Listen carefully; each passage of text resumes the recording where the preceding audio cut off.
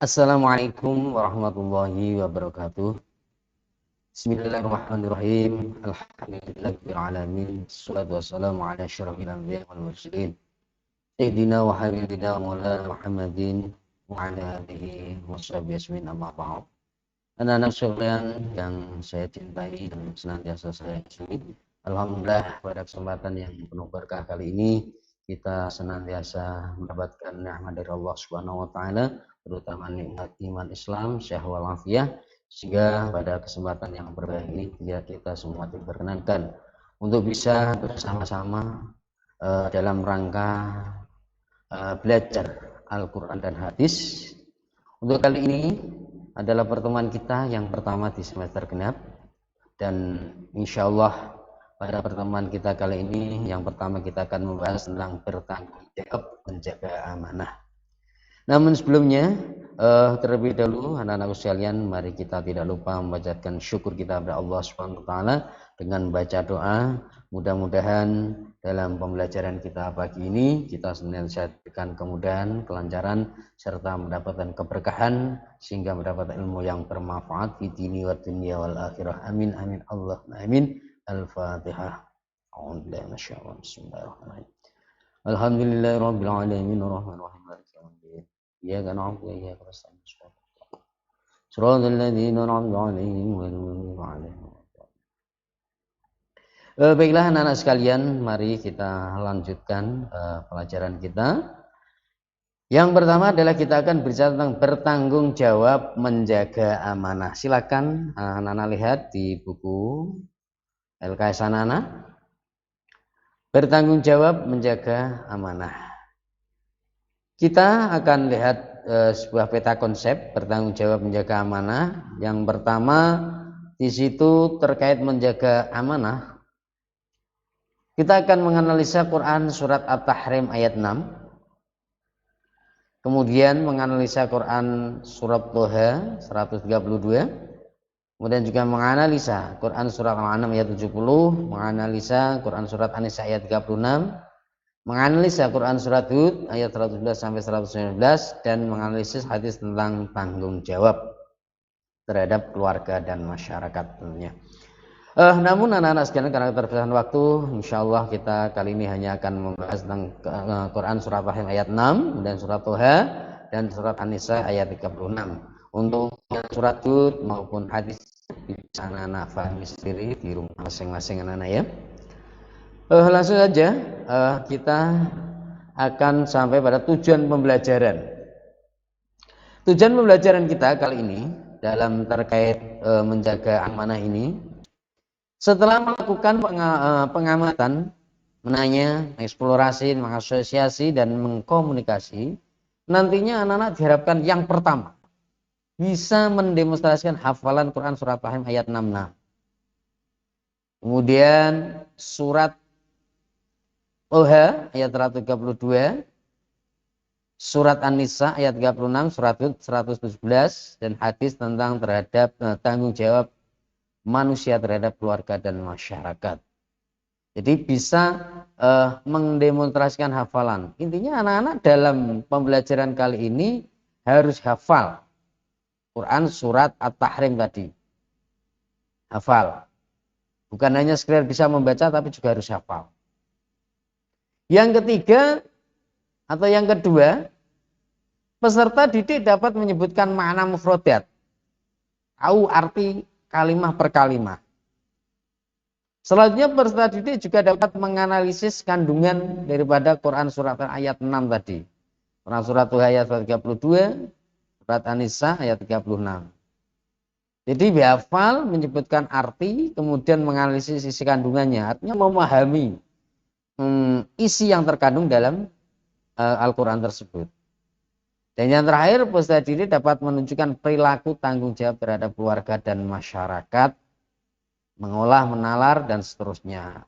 Jadi setelah hafal, kemudian bisa mengerti isi kandungannya, diharapkan anak-anak bisa berperilaku sesuai dengan Quran tersebut. Artinya dipraktekkan dalam kehidupan sehari-hari. Ini adalah tujuan dari pembelajaran kita anak-anak ya. Baiklah, kita akan mulai memahami Quran surat Tahrim ayat 6. Terlebih dahulu, alangkah baiknya kalau kita baca terlebih dahulu anak-anak ya. Silakan didengarkan. Akan saya coba untuk membaca. A'udzu billahi minasyaitonir rajim. Bismillahirrahmanirrahim. Ya ayyuhalladzina amanu qu anfusakum wa ahlikum naran وقودها الناس والحجارة عليها ملائكة غلاظ شداد لا يعصون الله ما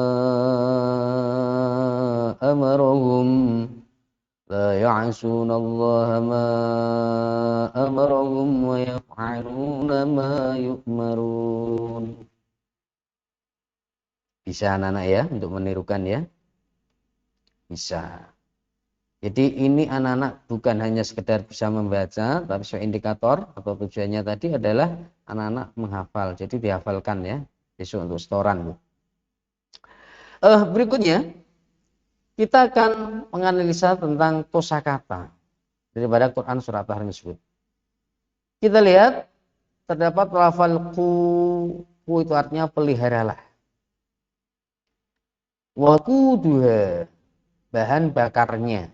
Wiladu asar, syidadun keras, la ya'suna tidak pernah durhaka, ma yu'marun yang diperintahkan. Ini. Wahai orang-orang yang beriman, ya ayyuhalladzina amanu qu anfusakum, peliharalah dirimu, wa ahlikum dan keluargamu, naro dari api neraka. Wa quduhan nas wal hijarah, yang bahan bakarnya adalah manusia dan batu. Alaiha malaikatun wiladun syidadun la ya'sunallaha ma amarahum wa yaf'aluna ma yu'marun. Penjaganya adalah malaikat-malaikat yang kasar dan keras yang tidak durhaka kepada Allah terhadap apa yang Dia perintahkan kepada mereka dan selalu mengerjakan apa yang diperintahkan. Ini terjemahan dan kosakata. Selanjutnya, isi kandungan daripada Quran surat Tahrim ayat 6. Yang pertama adalah merintah untuk menjaga diri dan keluarga dari api neraka. Jadi di situ nanti disampaikan ku anfusakum wa ahlikum naro. Ada perintah untuk menjaga diri dan keluarga dari api neraka. Yang kedua menjelaskan bahwa bahan bakar api neraka adalah manusia dan batu. Waquduhan nas wal hijarah. Penjaganya adalah malaikat yang kasar dan keras yang tidak durhaka kepada Allah terhadap apa yang telah diperintahkan kepada mereka dan selalu mengerjakan apa yang diperintahkan. Jadi malaikat itu senantiasa mengikuti apa yang diperintahkan Allah dan juga menjauhi apa yang dilarang. La ya'sunallaha ma amarahum wa yaf'aluna ma yu'marun. Kemudian isi kandungan QS At-Tahrim ayat 6 yang ketiga yaitu bahwa cara menjaga diri dari api neraka yaitu dengan taat dan patuh melaksanakan perintah Allah. Senantiasa taat dan patuh melaksanakan perintah-perintah Allah dan meninggalkan larangannya serta mengajak keluarga supaya melaksanakan perintah agama dan meninggalkan apa yang dilarang oleh Allah. Jadi takwa, kemudian melaksanakan perintah agama yang dianjurkan. Kemudian yang keempat, menurut Sayyidina Ali Karawajah, ajarkan dirimu dan keluargamu kebaikan dan didiklah mereka. Ini adalah jadi simpulannya Nana adalah isi kandungan dari surat Tahrim adalah agar kita senantiasa menjaga diri kita dan keluarga kita jangan sampai masuk neraka. Caranya adalah dengan menjalankan perintah Allah dan senantiasa menjauhi larangannya. Tambahkan oleh Sayyidina Ali agar kita senantiasa mengarahkan keluarga kita kepada hal-hal yang bernilai kebaikan. Nah, itu isi kandungan daripada Quran Surah Tahrim ayat 6. Untuk selanjutnya anak-anak, kita akan lanjut pada Quran surat Toha ayat 132. Perlu saya sampaikan bahwa pada dasarnya surat Toha ayat 132 dan Quran surat At-Tahrim ini pada dasarnya adalah sama, esensinya sama, yaitu menjaga diri kita dan keluarga dari api neraka dengan cara-cara yang telah ditentukan oleh Allah. Terlebih dahulu, baiklah akan saya bacakan. A'udzubillahi minasyaitonirrajim. Wa'mur ahlaka bis-sholati wastabir 'alaiha la nas'aluka rizqak. Wa'mur ahlaka bis-sholati wastabir 'alaiha la nas'aluka rizqan. La nas'aluka rizqan nahnu narzuquk. Wal 'aqibatu lit-taqwa.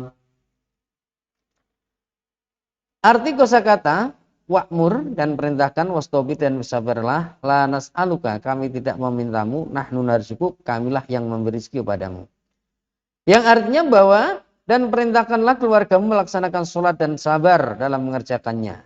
Kami tidak meminta rezeki kepadamu, kamilah yang memberi rezeki kepadamu. Dan akibat yang baik adalah bagi orang-orang yang bertakwa.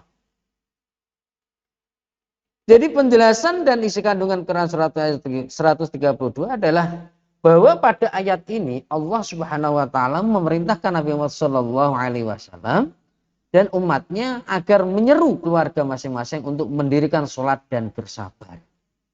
Jadi untuk mendirikan sholat. Karena apa? Ini adalah salah satu cara untuk menyelamatkan diri dan keluarga kita dari neraka. Nah, maksudnya bagaimana?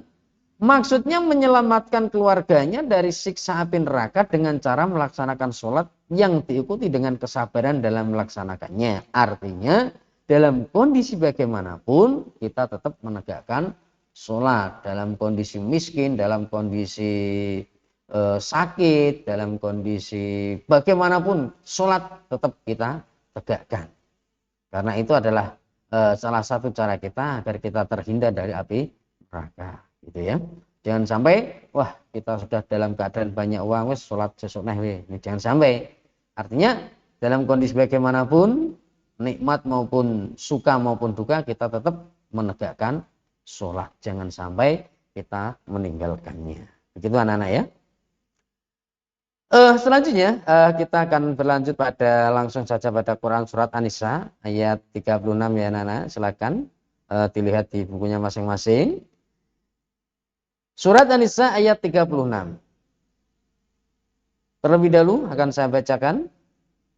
A'udzu billahi minasyaitonir rajim.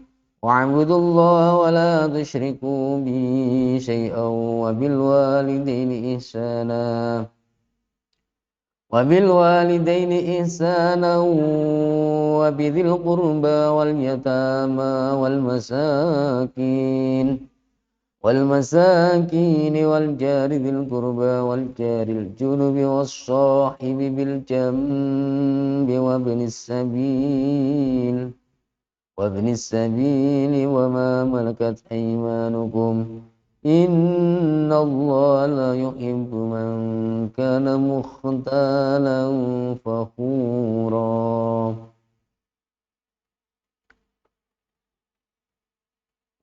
Artinya, dan sembahlah Allah dan janganlah kamu mempersekutukannya. Wa'budullaha wa la tusyriku bihi syai'an. Wa bil walidaini ihsana. Dan berbuatlah baik kepada kedua orang tua. Wa bidzil qurba, kerabat-kerabat, wal yatama, anak-anak yatim, wal masakin, dan orang-orang miskin. Wal jari dzil qurba, tetangga dekat. Wal jaril junubi, tetangga jauh. Was-sahibi bil jambi, teman sejawat. Wa ibnis sabil, dan ibnu sabil. Wa ma malakat aymanukum, dan hamba sahaya yang kamu miliki.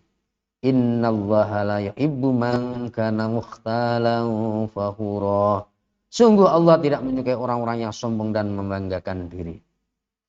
Ini adalah surat An-Nisa ayat 36. Di mana pada esensinya ini juga sama, adalah salah satu cara-cara atau tindakan-tindakan yang bisa menyelamatkan diri kita dan keluarga kita dari api neraka. Di situ ada wa'budullaha wa la tusyriku bi syai'a wa bil walidaini ihsana al-ayat. Di mana pada ayat An-Nisa pada surat An-Nisa ayat 36 ini mengandung sebuah isi kandungan. Yang pertama adalah secara umum bahwa ayat ini menjelaskan tentang kewajiban manusia kepada Allah Subhanahu wa ta'ala dan kepada sesama. Artinya yaitu perintah beribadah dan berbuat baik kepada sesama manusia. Tadi disampaikan wa'budullaha wa la tusyriku bih syai'a. Wa'budu dan sembahlah Allah. Ini adalah sebuah kewajiban kita kepada Allah untuk beribadah pada Allah. Kemudian perintah beribadah dan berbuat baik kepada sesama manusia. Berbuat baik kepada sesama manusia yaitu disampaikan tadi agar kita itu terhadap kedua orang tua kita, wabil walidaini ihsana, wabidil qurba wal yatama dan seterusnya adalah anjuran untuk sesama manusia kita itu berbuat ihsana, berbuat baik. Jadi hablum minallah dan juga hablum minan nas, hubungan pada Allah dan juga hubungan sesama manusia. Artinya apa? Kita juga beribadah, juga berbuat kebaikan. Insya Allah ketika ini kita lakukan, maka kita dan juga keluarga kita akan terhindar dari api neraka. Kemudian dalam ayat ini Allah Subhanahu wa ta'ala juga mengatur kewajiban manusia untuk berbuat baik kepada orang tua, pada karib kerabat, anak yatim dan orang-orang miskin, tetangga, baik yang dekat maupun yang jauh, teman sejawat, ibnu sabil dan hamba sahanya. Kemudian yang ketiga tadi disampaikan juga innallaha la yuhibbu man kana mukhtalan fakhura. Allah tidak menyukai orang-orang yang sombong dan membanggakan diri. Artinya kita tidak hanya sekedar beribadah kepada Allah, berbuat baik kepada sesama manusia, tetapi kita juga harus menghindarkan diri dari sifat sombong dan juga sifat bangga diri. Apa artinya kita beribadah kepada Allah, kemudian terhadap sesama manusia, kita juga berbuat tapi kita sombong.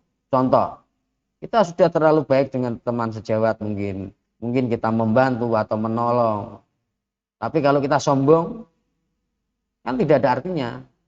Alah kowe wingi lho, ora tak utangi piye iso bayar. Ini semacam ini. Aslinya kita ngutangi udah baik, kita itu menolong, berbuat sama manusia. Tapi ketika kita dengan sombong semacam ini juga menjadi tidak baik. Jadi tidak hanya sekedar berbuat baik kepada sama manusia, tapi kita juga jangan sampai berbuat sombong, karena Allah tidak menyukai. Gitu ya. Bisa difahami anak-anak ya, mudah-mudahan. Untuk selanjutnya anak-anak, karena waktu kita sudah terlalu siang, untuk itu dari saya ajukan siang dulu. Apa yang saya sampaikan tentunya banyak sekali kekurangan dan kehilafannya. Atas segala sesuatu kekurangan dan kelebihan dari saya tadi, saya mohon maaf yang sebesar-besarnya. Mudah-mudahan kita semua senantiasa diberi Allah SWT, diberikan kesehatan dan juga diberikan kekuatan untuk senantiasa beribadah dengan semangat belajar walaupun dalam kondisi bagaimanapun. Kurang dan lebihnya mohon maaf yang sebesar-besarnya. Akhirul kalam wallahul muwaffiq ila aqwamit thoriq. Assalamualaikum warahmatullahi wabarakatuh.